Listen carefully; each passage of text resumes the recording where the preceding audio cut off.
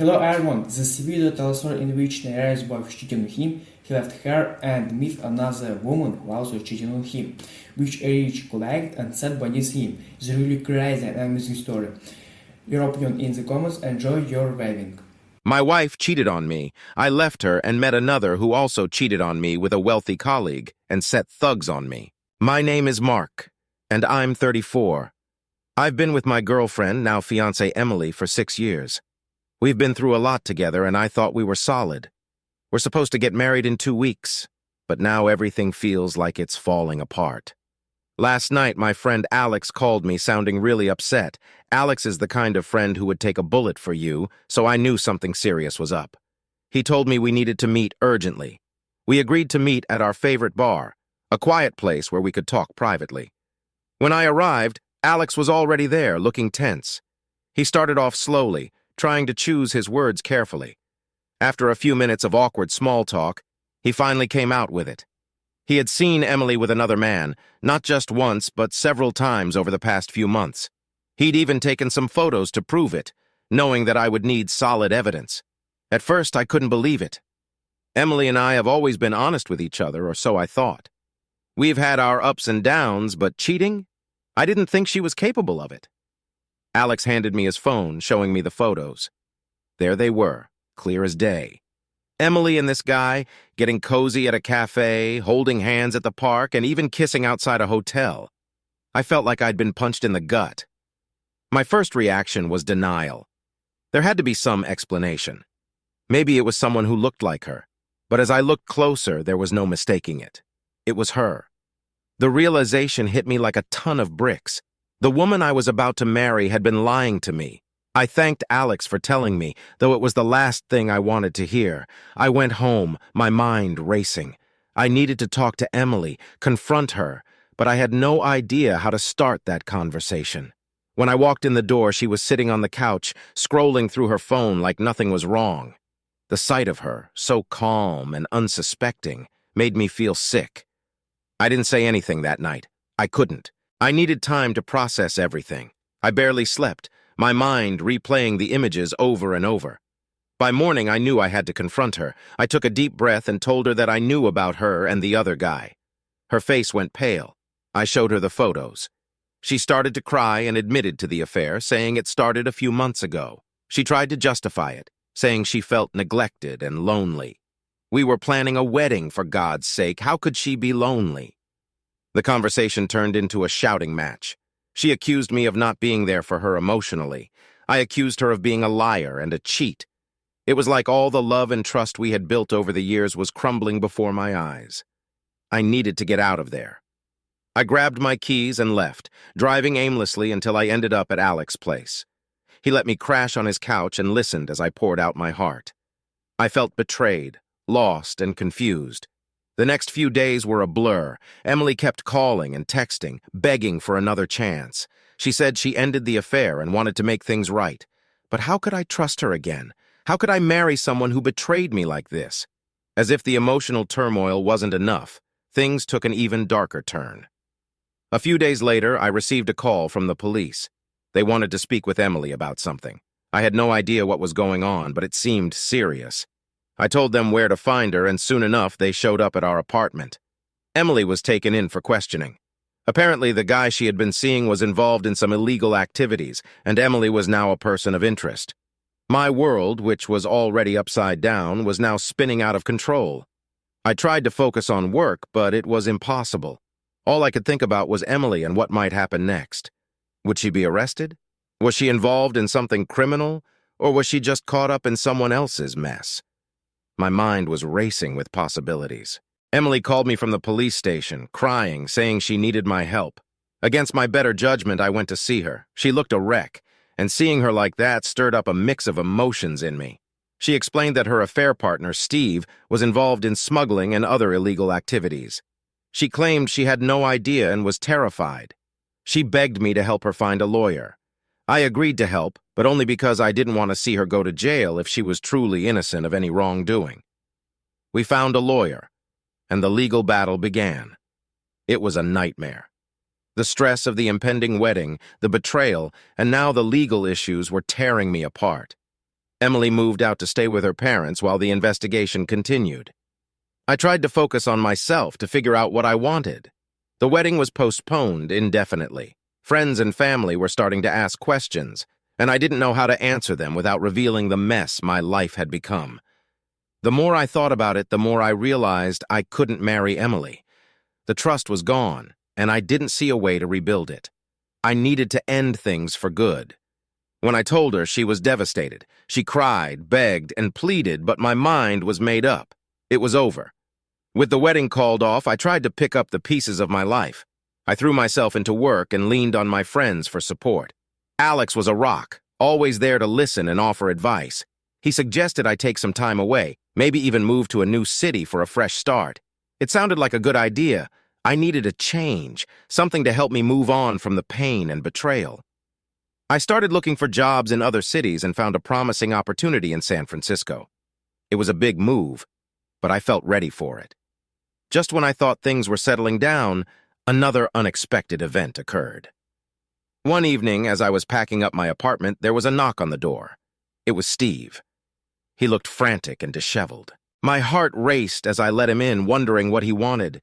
He explained that he was in deep trouble and needed a place to hide. He swore he was trying to get out of the criminal life but was being hunted by dangerous people. Part of me wanted to throw him out, but another part, the part that remembered how lost and scared Emily had been, hesitated. Against my better judgment, I let him stay for the night. We talked, and he revealed more about his life and how he got involved in smuggling. It was a sad story, and despite everything, I felt a bit of sympathy for him. He promised he would leave the next day and never bother me again. The next morning, I woke up to the sound of banging on my door. It was the police. They had tracked Steve to my apartment. I was furious and scared as they took him away. They questioned me, and I told them everything. I had nothing to hide. The incident with Steve was the last straw. I couldn't stay in that apartment, in that city, any longer. I finalized my plans to move to San Francisco and left as soon as possible. Starting over in a new city was challenging but refreshing. I made new friends, found a great job, and started to rebuild my life. The pain of Emily's betrayal slowly faded, replaced by a sense of hope and new beginnings. But just when I thought I was finally free from the past, Emily reached out again. She had moved to San Francisco as well, hoping for a fresh start. She wanted to meet, to talk, to see if there was any chance of rekindling our relationship. I was torn. Part of me still loved her, but another part remembered the pain and betrayal. I agreed to meet her, if only to get some closure. We met at a cafe, and it was awkward at first. She apologized again, saying she had changed and wanted to make things right. She admitted to her mistakes and said she understood if I couldn't forgive her.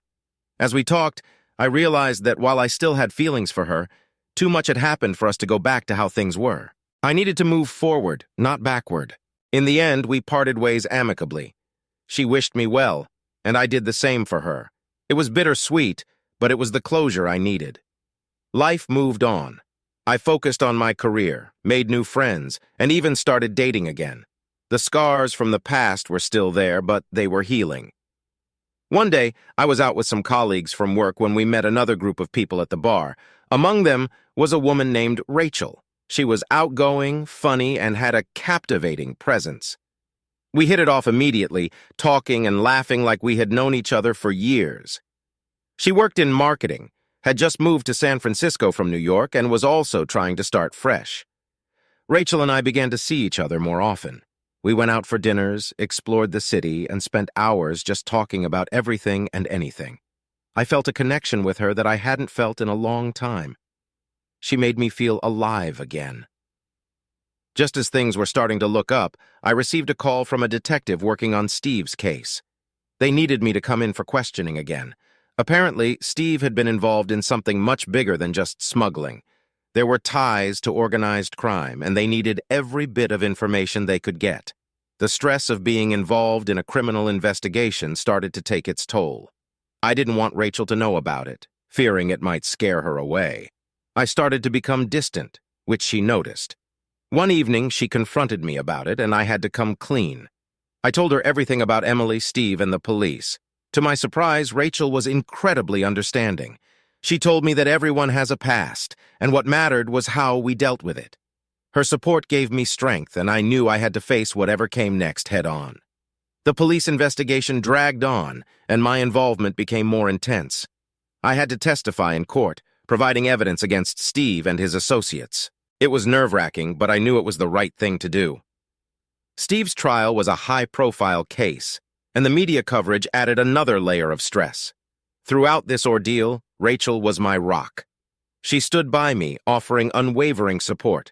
Her presence was a constant reminder that there was still good in the world and that I could find happiness again.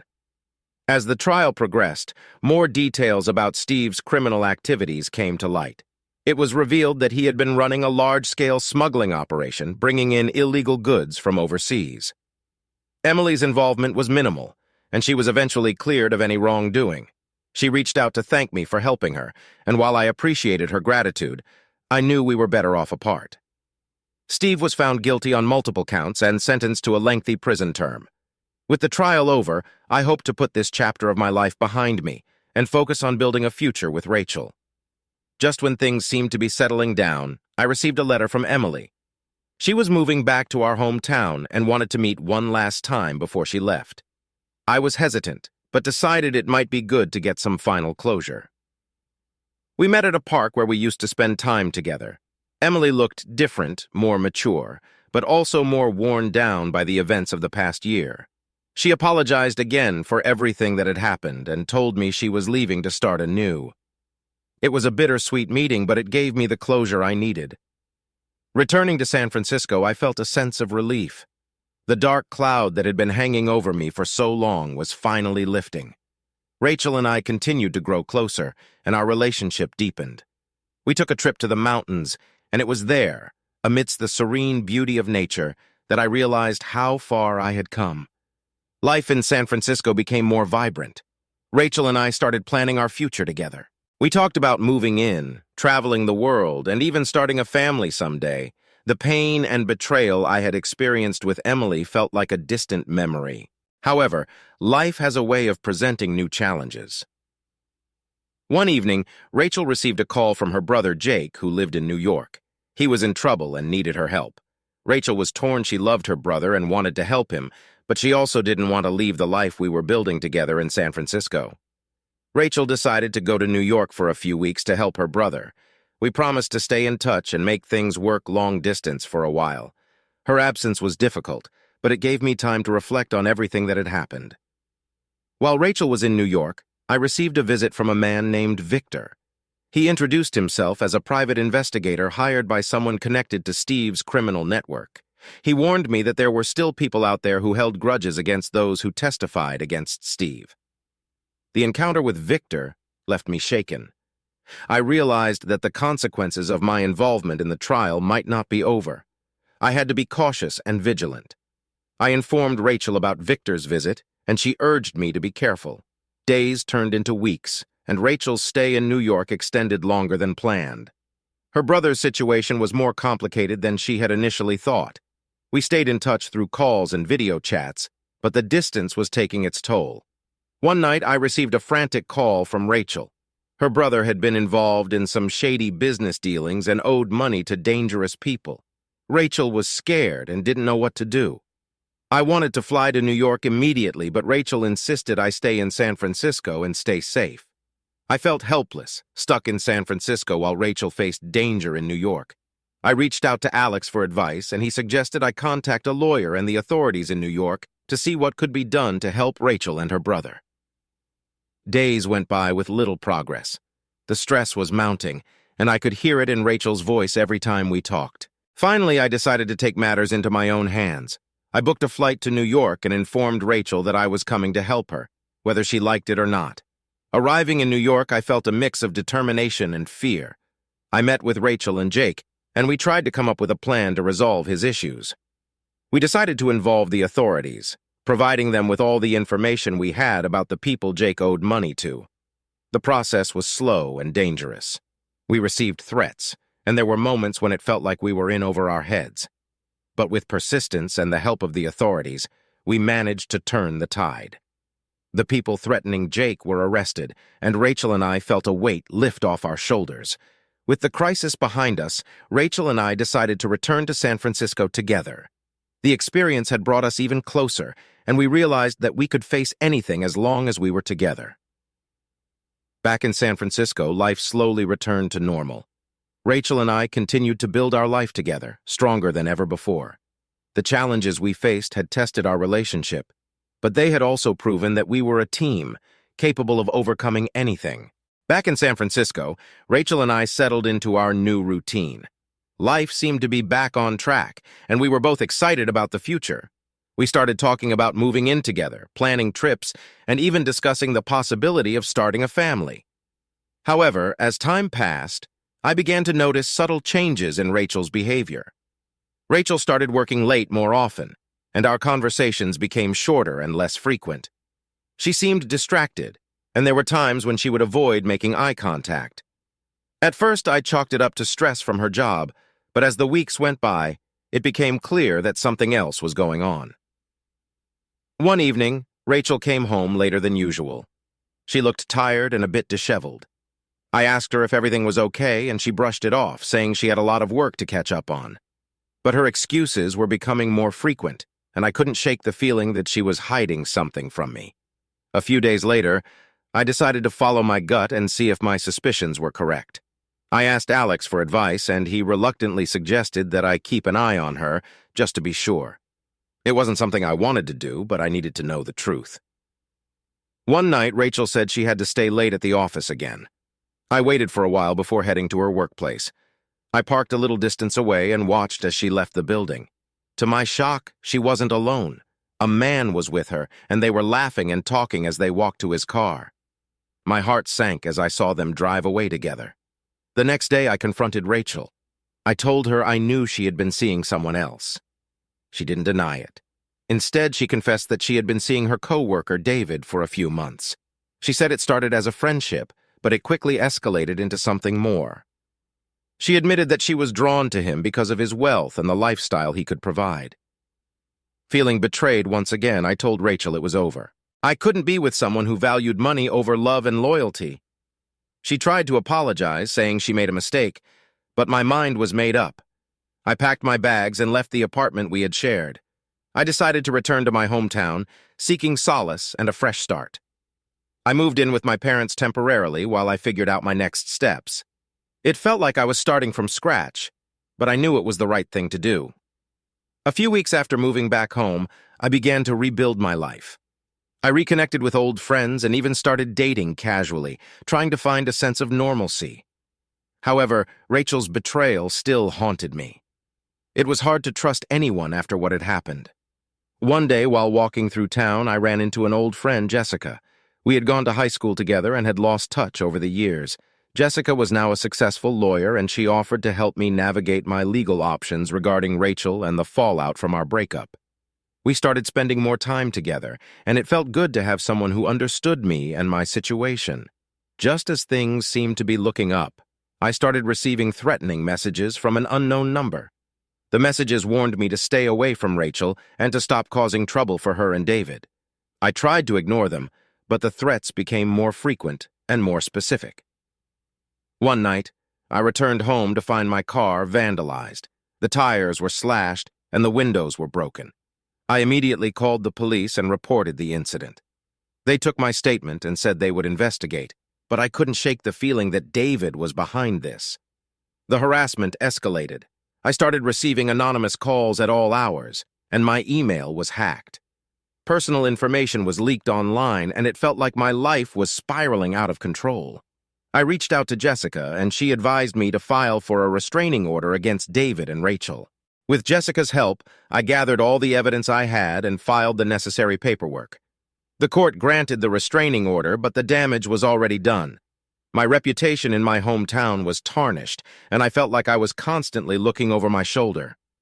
Determined to take back control of my life, I decided to confront David directly. I found out where he worked and went to see him.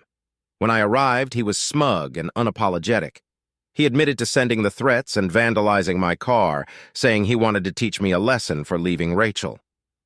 I recorded our conversation on my phone, capturing his confession.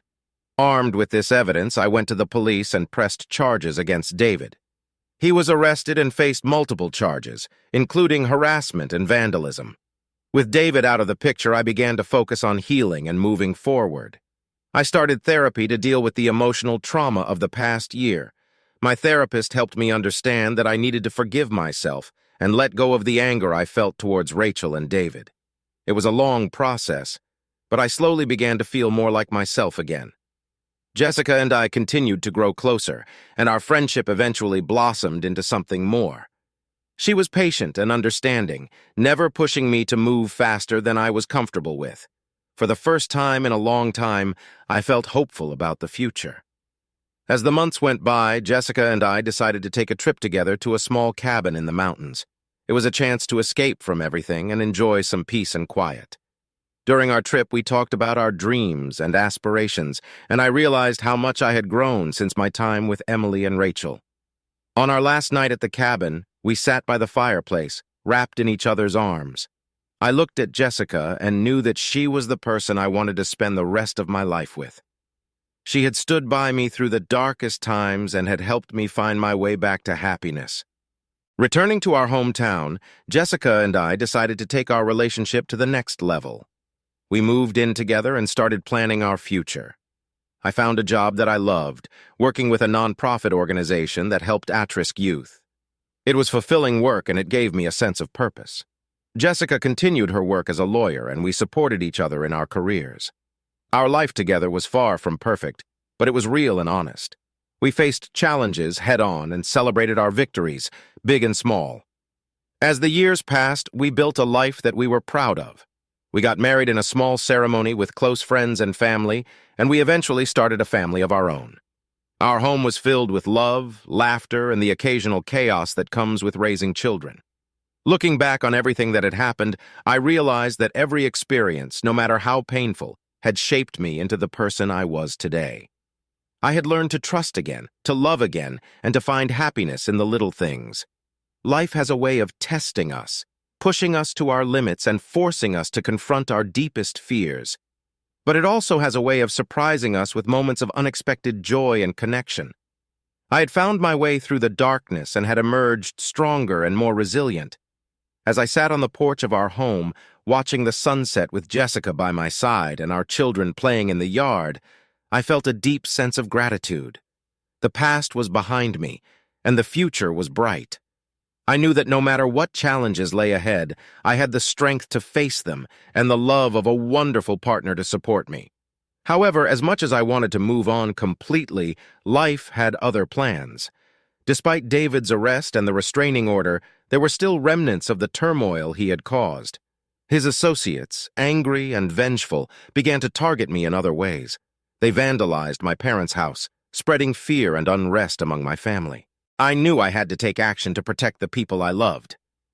Jessica and I decided to hire a private investigator to dig deeper into David's network and gather more evidence. We needed to ensure that these threats would stop once and for all.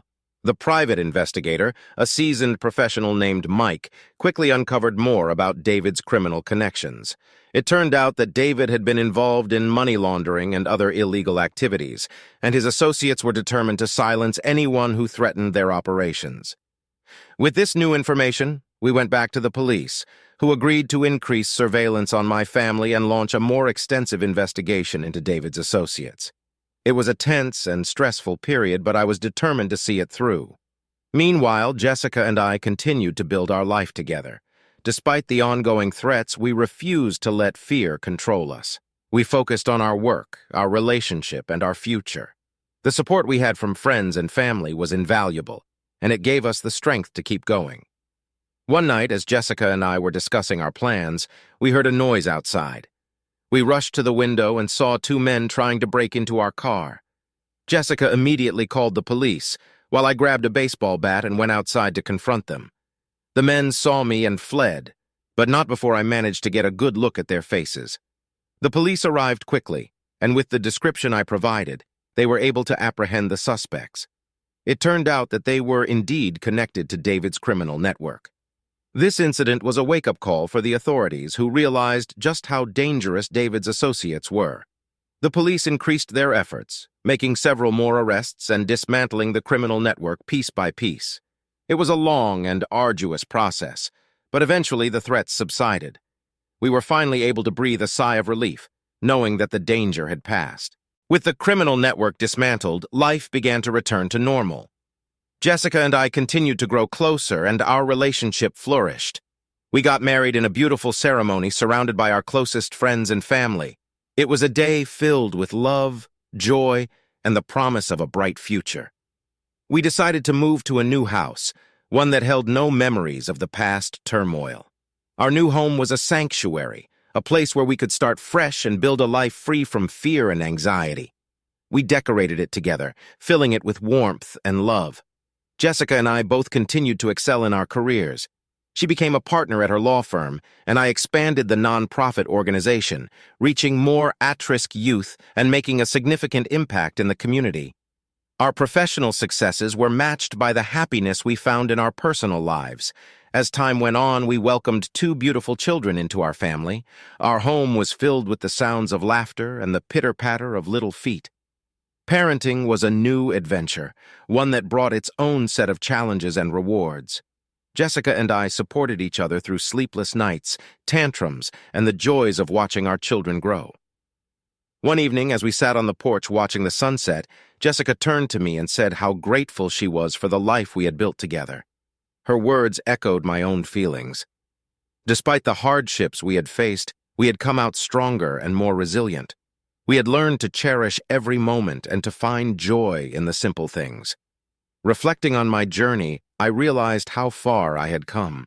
From the heartbreak of Emily's betrayal to the chaos caused by David, and finally to the peace and happiness I had found with Jessica, it had been a roller coaster of emotions. But every experience had taught me something valuable. I had learned the importance of trust, the power of resilience, and the strength of love. I had discovered that no matter how dark the days might seem, there is always a light at the end of the tunnel. And most importantly, I had learned to forgive myself and to let go of the past. As I watched our children play in the yard, I knew that the future was bright. Jessica and I had faced every challenge together, and we had come out stronger on the other side.